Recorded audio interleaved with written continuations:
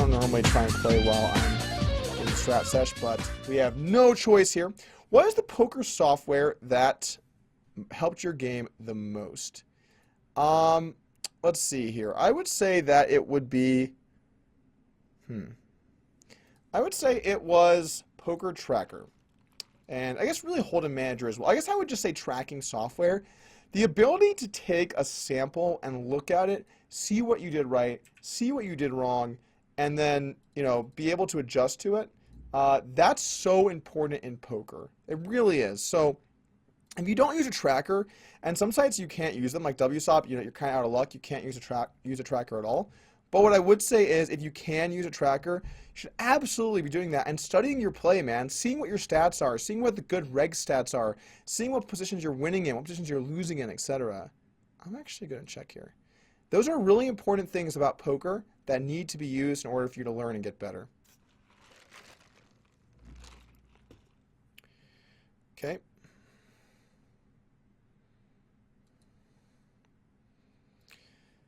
And we're going to check called turn up here. Oh my god, why? This is bad. There's just no way he's even bluffing. Alright, we're out.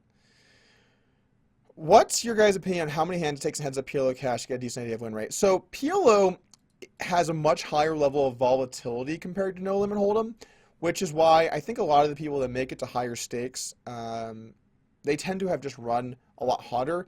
There's a nosebleed heads-up PLO player who I won't name, but you know they won like several million, and then I saw the EV graph, and it was only up like 600K or something. So a lot of the guys that make it to the top, they just really ran hot. Not to say that they weren't good or winning, but edges tend to be lower because equities run closer together. It makes sense. In No Limit Hold'em, when you have a good hand, you're so likely to win. In PLO, that is just not the case. Like Jack 3 here, I'm so likely to win. So, how many hands to know your win rate? Well, I would say it depends on the format. Like, in certain formats, there's, I guess, maybe more or less variance. I think 6-max, you tend to be more likely to have a sample where you're break-even, where you're winning, or you're, you know, winning small and you should be winning big, or you're winning big when you should be break-even. In heads-up, the edges do tend to be pretty good. So, I think that there's a bit of a difference there. But what I will say is, any sample that's like between 10 to 20K hands is a good indicator of how you're doing. It doesn't mean you are winning or are losing or your actual win rate. But I think that trying to find your actual win rate is a bit of a noob thing to be looking for, because the thing is, your win rate's always changing. Like every session you play, your win rate's different. Games get tougher or easier. You game select better. You get better.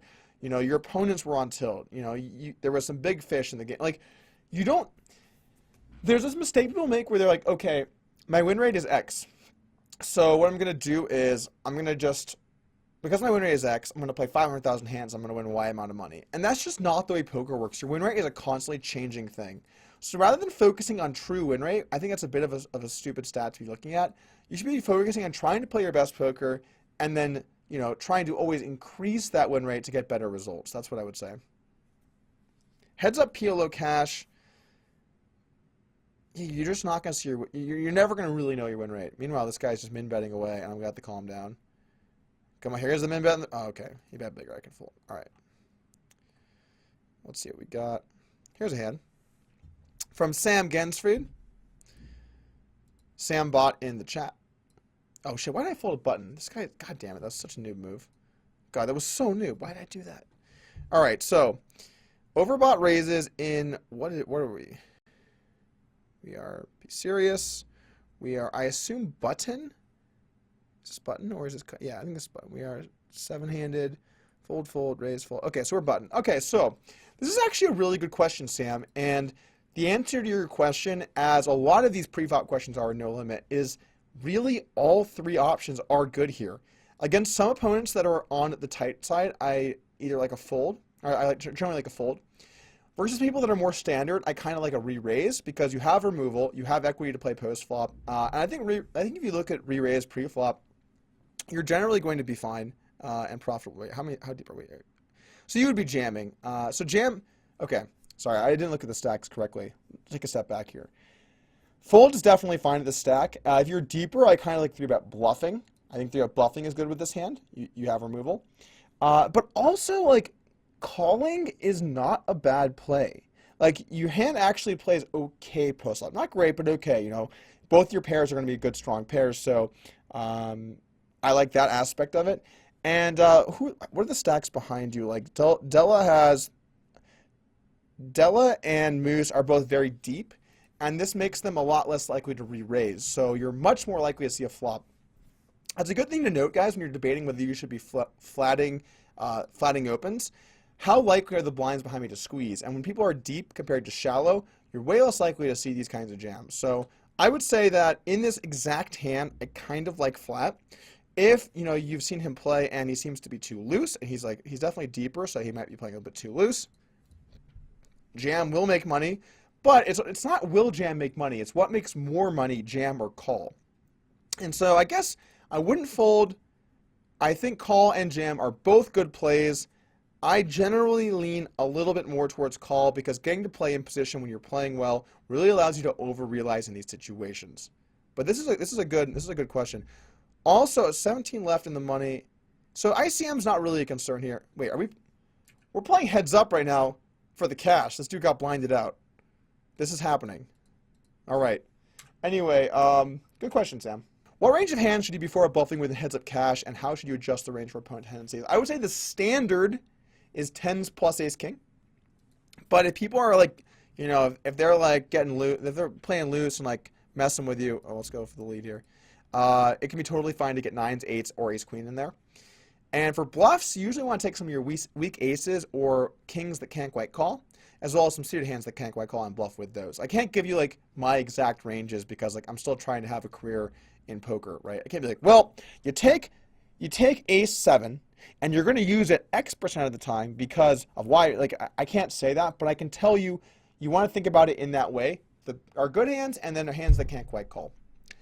And the way you adjust is if people are three-betting and jamming a lot, you want to have some of those 8s and 9s hands as well as some ace queens. And if people are, you know, folding a lot, you want to put more of the offsuit bluffs in there because, like, if you 4-bet and they fold, it doesn't matter what hands you really had. So you want to pick hands that, you know, maybe don't flop well, but make them less likely to have good hands, like King 4. Well, King 4 is probably too weak, but like King 8, King 7, Queen 9, Queen 8. Those are all good hands to try and bluff with. So that would be how I would approach it. Good question, guys. Good strat sesh. Hey, Doug. How do we adjust our general game plan to short stackers, underside big blinds, often recreational? Please make $307. Is that your guess in the Facebook free roll, man? All right, so let's talk about this once the tables start popping up at us. How do we adjust our general game plan to short stackers? Well, okay, so first off, when playing short stackers, the number one thing you need to realize is you have to get it in for value much lighter. Okay, you can't treat jacks or 10s like they're not really good hands anymore. You can't treat 7s like they're not good hands anymore. Like ace queen is the new ace king, so you should be getting it in way lighter. The second thing is think about, has the short stacker committed themselves? If the answer is no, they can be bluffing, okay? So don't overfold thinking they can't be bluffing when they really can. And the third thing is make sure to open lighter with short stackers behind you because you're more likely to get re-jammed on because they risk way less to win the exact same amount. All right, good question though. Recreational players, by the way, I would say you don't have to make nearly as many adjustments. I guess I was more talking about good short stackers. Is that a thing? I don't know. Is it a thing? All right. Upswing subscriber. Should I watch your entire bankroll run for learning purposes? Depends how much time you have, man. I think this is a great way to learn how to run up a bankroll. I think there's going to be a lot to learn in terms of the content. I'm not going to be explaining, you know, my strategy in every hand and stuff, but I overall think that someone watching this entire challenge will gain a lot. This is actually a big raise. Will gain a lot from, oh, that's good. We'll gain a lot from watching the challenge. So I would say yes if you have the time. If not, definitely focus on being in the lab. That's better educational content, obviously. That's why it's a subscription. But at the same time, if you can do both, I see no reason why you can't do both things. Or you could just tune in for the strat segments like now. This is probably the best time for you to be tuning in. Oh, God.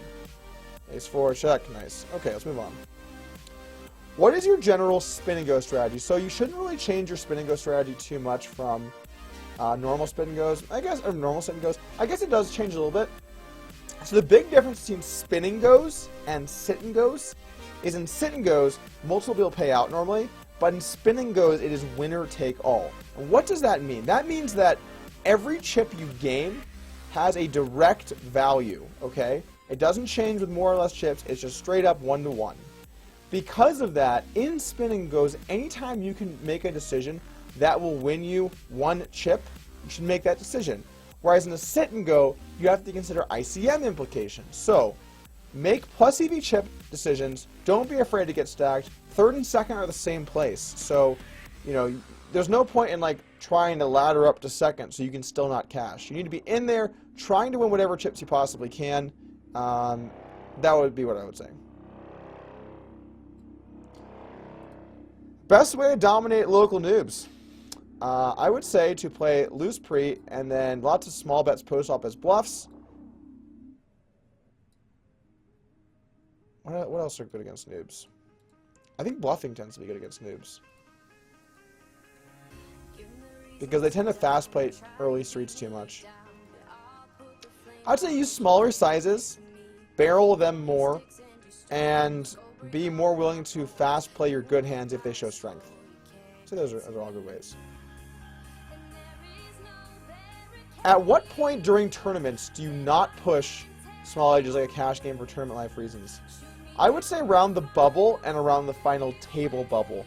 But other than that, I think there's actually a problem for tournament players. I think they play too conservative overall. Look, guys, I know you want to move up a few page jumps, but the thing is, like, tournaments are top heavy. The first place player gets all of it, you know? And one of the reasons why I think if you look at my results, I tend to get really high placings or just like not cash or like whatever, or bust with like 2 tables left, is because I'm always hammering away trying to win the tournament. I'm not here for second place. Second place, you know what Ricky Bobby said. So, honestly, you need to be taking those small edges whenever you can. When you're on the direct bubble, I think it's fine to play conservative because now your ICM value is much more important. But in general, don't be afraid to go for it and try and take down those pots. Let's go to the last question here. Late in the BMT, last 2%. Under the gun +1, jam for 17 blinds. Your hijack with 31 blinds and ace-jack suited. Call, or is maintaining 29 big blinds more important? Call. I'd say call. It's close though, but it's not because of maintaining those big blinds that's important. It's close because in these situations, really you have to look at the chips, the chip EV. If you're down to 12 blinds, that's still okay. I mean, you're still fine. You don't have as much edge. I'm not a big believer in doing stuff to, quote, maintain stacks. I kind of think that's just bullshit. Obviously, it's a little bit true because you have more edge the deeper you are, but it's not true enough to not make plus EV decisions. All right, good chat, guys. Hope you enjoyed the strat session. Thank you for watching, and make sure to subscribe if you're interested in more highlights and updates from Upswing Poker. 7s, 5s are no good. Oh, $9! This is the most excited you will ever see me get over $9. Can you count, motherfucker? 9! That's right.